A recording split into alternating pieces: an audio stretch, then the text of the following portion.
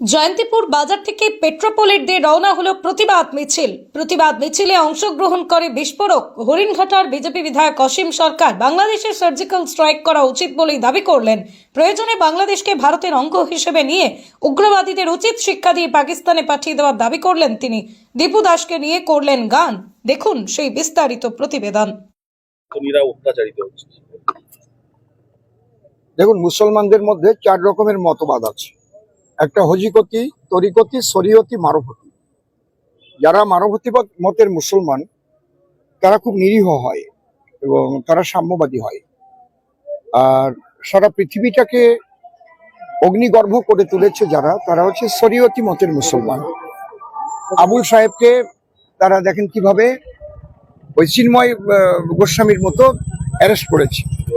আজকে দীপু দাসকে যেভাবে জ্যান্ত পুড়িয়ে মারা হলো, কি অপরাধ?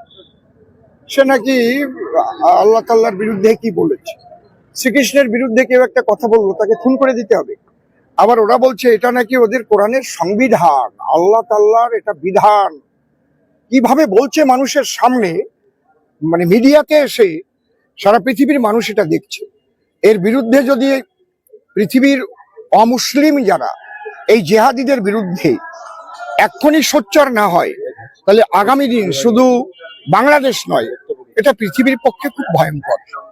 ভারতবর্ষের পক্ষে পশ্চিম বাংলাটাকে তো পশ্চিম বাংলাদেশ করবার জন্য যে ষড়যন্ত্র করছে মাননীয় মুখ্যমন্ত্রী, তাই না হলে এত বড় কথা বলার সাহস কোথায় পায় ওনার ক্যাবিনেট মন্ত্রী? যে মুসলমান হয়ে জন্মগ্রহণ না করেছে সে দুর্ভাগা। এই যে কথাগুলো, এই কথাগুলো কিন্তু সব কোরআনের কথা এবং এইগুলোই শিক্ষা দেওয়া হয় একটা বাচ্চা থেকে। আমরা চাইছি যে এই অপসংস্কৃতি, ধর্মের নামে মানুষ খুন, এইগুলো বন্ধ হোক। আগুন দিয়ে পোড়ানো মানুষকে, তার নামে কে একটা কথা বলেছে, কটু কথা বলেছে, বলতেই পারে সে, তার জন্য তার বিচার ব্যবস্থা আছে, ধারা আছে, এক একটা দেশের আইন আছে, সেই আইন অনুপাতে তার বিচার হবে। মানুষকে মেরে ফেলতে হবে। এবং আমি যে খবর পেলাম আজকে সকালে, এটা আপনারা পেয়েছেন কিনা জানি না, দীপু দাসের মা এবং তার বোনকে গণধর্ষণ করা হয়েছে।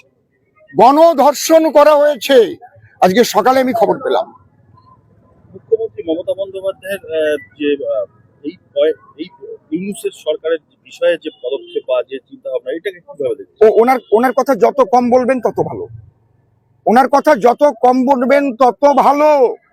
কারণ কি, ওনার গদি রাখার জন্য ওনার যত মিথ্যা কথা, যত পা চাটাচাটি যাদের এটা করার চেষ্টা করবে, ওনার ধর্মটাই হচ্ছে ওনার যে কি ধর্ম, উনি হিন্দু না মুসলমান আমি এখনো বুঝতে পারলাম না। উনি কখনো বলেন আমি হিন্দু, আবার কখনো দেখি উনি মুসলমান।